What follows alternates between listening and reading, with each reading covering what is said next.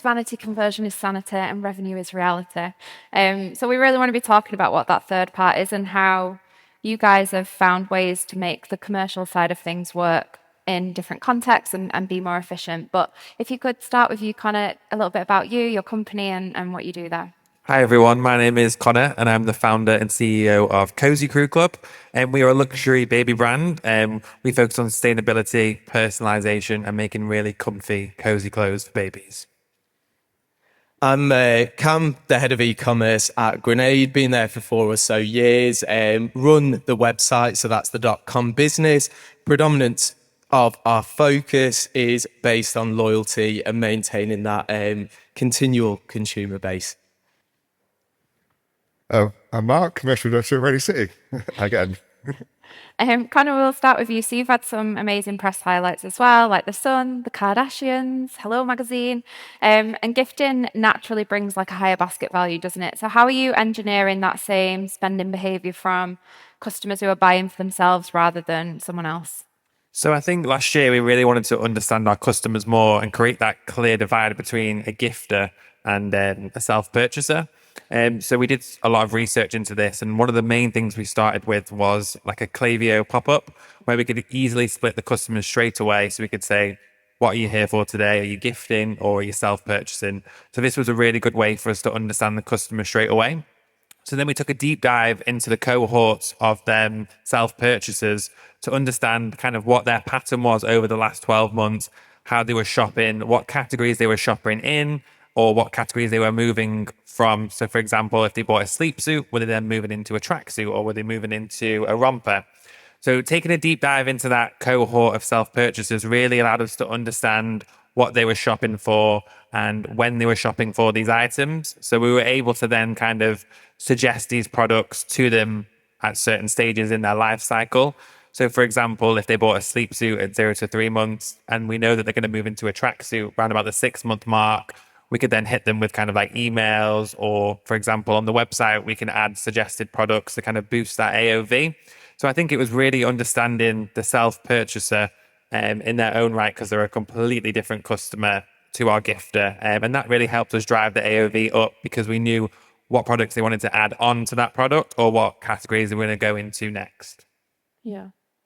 And Cam, Grenade is in like most supermarkets, every gym. When customers can grab a bar at the checkout, like what is the reason that they should be buying direct from you rather than convenience? It's a really good question, and it's something that we're constantly trying to evolve. What I'd say is the important fact is from the get-go, 70% of consumers will interact digitally before they buy anything from your brand now. So whether that's a touch point with Instagram, whether that's your website, we see that as a real brand concept store. What we've then got to do, and I like to use a retail example for this, is sort of look down the high street and go, we've got Amazon, we've got third parties, we've got our own website as well as in store.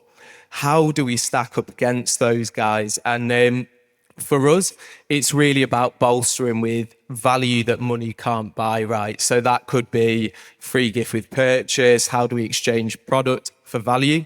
It's a really clear, simple loyalty program, and then content that you can't get elsewhere, right? Because they're coming to our website to get things they can't get elsewhere, and providing we give that to them, we're doing a great job. I think the last thing I'd say is just ask your customers constantly, right? Because what you want to be doing is serving them, not just distributing content that you feel is good. And I suppose keep going back and analysing that content as well. Exactly. Not just kind of sticking, well, that's what works, because obviously as the new customers are coming in, new profiles will be there. Absolutely. And Mark, Rainy City works across hundreds of Shopify sites. Like, what are some of the CRO wins that you've been seeing work consistently right now, regardless of category? I think the biggest impact thing that we're seeing at the moment that is making a step change in conversion is, without doubt, site performance and site speed. I spoke to a potential new client a couple of weeks ago, and the landing page view rate from their meta ads was 60%. So only 60% of their clicks were actually getting to the landing page, because I think Meta reports anybody who lands and leaves within 3 seconds, they don't record the visit because people were getting there, not being served the content quick enough, and therefore they paid for that click, the order was gone. So it's not just about the user experience and then all the stuff that impacts on in terms of SEO, just kind of user sentiment, user behavior, and whether they're going to convert or not. But actually your CAC, your ROAS from your paid media takes a hit, your the return on the investment that you're putting in takes a hit. So yeah, I think from a conversion, pure CRO perspective, the site speed, giving the user the experience that they demand. It's not just about making it as good as it can be, it's what they expect. If you don't do that, they will just leave. And I think you can do all of the on-site CRO work that you like in terms of user behavior analysis, funnel analysis, everything.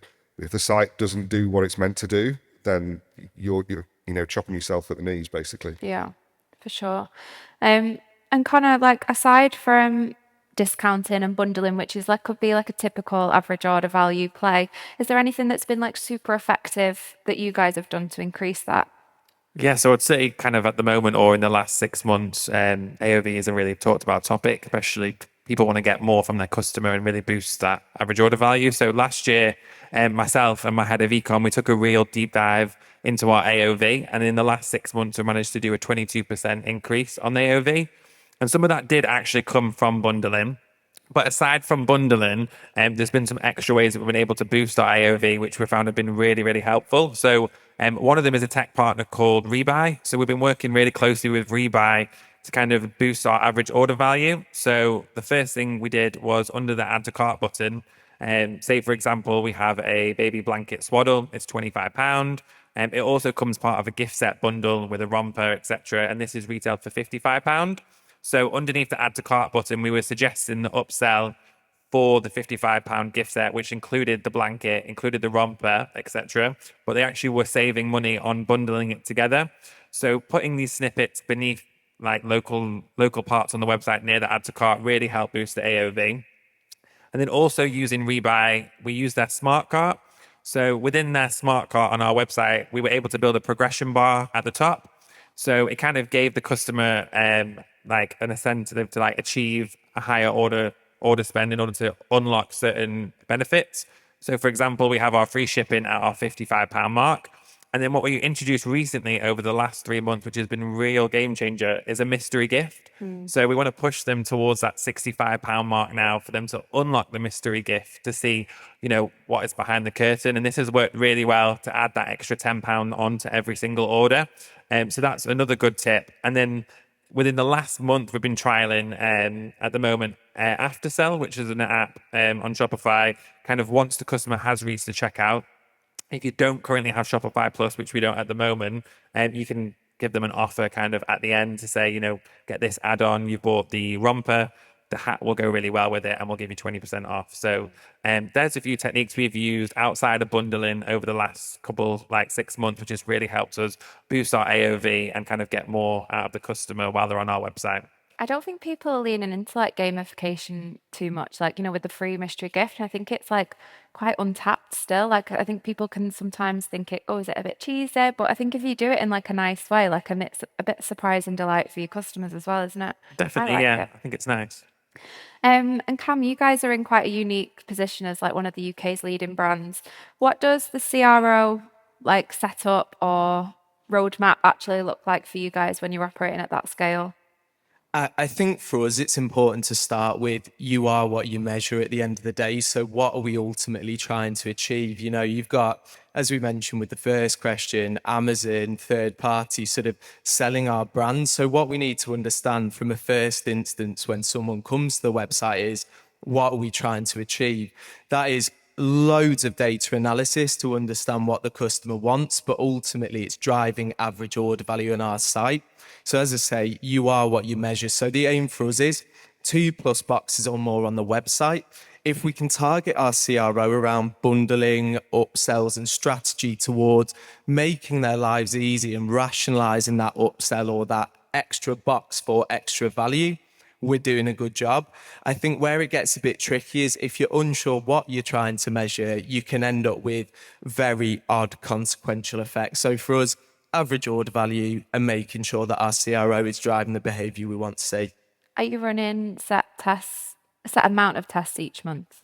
We're running around 4 to 5 tests Okay. each month. A lot of them around bundling, to be absolutely honest. So sort of whether that's price per bar, whether that's size up in the checkout. And believe it or not, those really simple tweaks, micro changes can lead to macro output. What was the biggest impact one that you've done recently?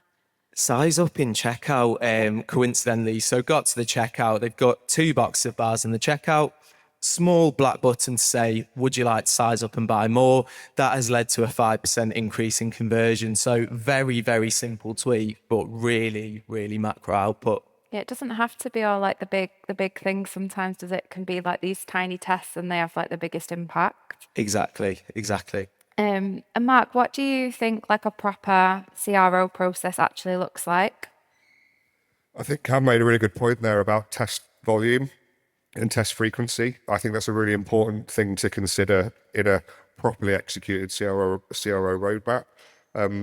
Don't let tests kind of cancel each other out. Make sure you have ultimate clarity on the impacts of each change that you make. And I think that 4 to 5 mark on a decent sized site is a good level to be at when you're constantly trying to kind of drive those micro improvements that you talked about, Cam. I think the other thing to think about as well is to really focus on 3 pillars within that roadmap. So UX best practice. So what does the customer want to experience and how do they want to be navigated through the site? And really importantly, key decision points. Are they going to click on the product? Are they going to click add to cart? Are they going to click checkout? So really thinking about that UX focus side of things. I think the technical side as well. So going back to that site performance piece that I talked about earlier. And then thirdly, the actual behavioural data that you're seeing in your funnel. So thinking about where are people rage clicking? Where are people struggling to find what they need to do next? And I said this at the London conference that I'm a huge believer that site owners are completely in control of what users do on their websites. And if you want them to do something, you can make them do it. You just got to understand how to do that. And the only way to do that is to understand how they're interacting and engaging with you right now. And what do I need to change to make that decision point simpler for them? So I think focus on those 3 pillars is really important. I'm surprised at how little brands that I speak to don't have like heat mapping on the site, or like they'll have installed it, but it's like, oh no, I've not really looked at it, or I've not got time to look at it, and I'm like, but that's like your gold data. Like, If you've not got Microsoft Clarity, get it. Yeah, is anyone here not tracking heat maps? Lucy, we can fix yours this week, don't worry. Okay, so quite a few then. Maybe I'm wrong. Okay, just to tie things up, last question, quick fire round. Upsell or cross-sell, which one moves the needle more? I would probably say for us it would be upsell.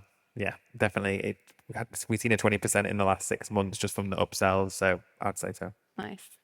I'm going to go with upsell. Really surprising story here. So when I first started at Grenade 4 years ago, looked at the website and thought, we can definitely get the customer to purchase more in terms of average order value in boxes.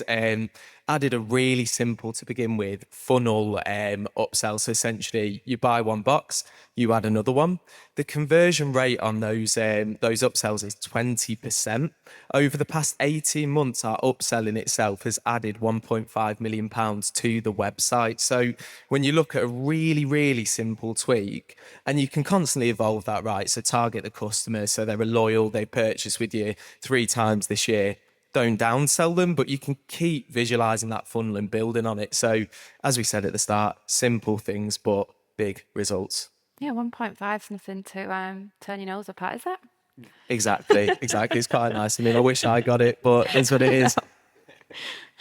I think from a different point of view, i.e. brand owners, leaders in e-com agency, it's got to be upsell even still, because when we're looking at a product range or the SKUs on a website, ultimately the diversification of that range of products. So whether it's different categories, you guys have got quite specific product ranges that sit very naturally.